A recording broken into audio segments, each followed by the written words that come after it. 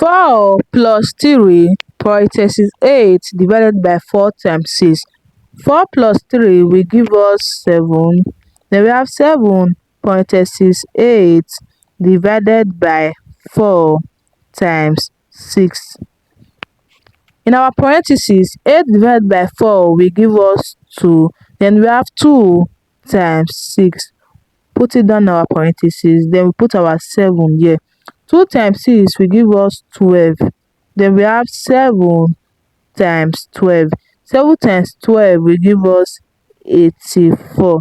84 is the wrong answer to this question because we did not work with the order of operation, which is PEMDAS. In PEMDAS, we have parentheses, exponents, multiplication, division, addition, and subtraction.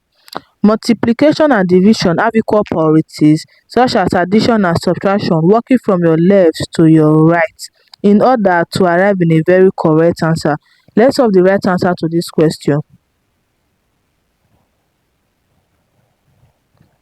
First of all, we solve our parentheses because it comes first according to the order of operation.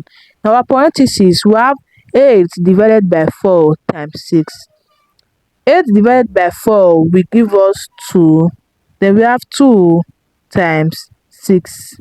Put it down our parentheses. So we bring our 4 plus 3 here. 2 times 6 will give us 12.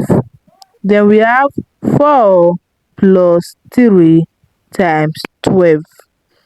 Remember, if a number is close to a parenthesis, note that there is a multiplication sign in between, which is this multiplication here, as you can see. Then we have an addition and a multiplication. We are going to solve our multiplication first because it comes first before addition. Our multiplication is 3 times 12. 3 times 12 will give us 36. Put down our 36 here. Then we'll bring our 4 plus 36.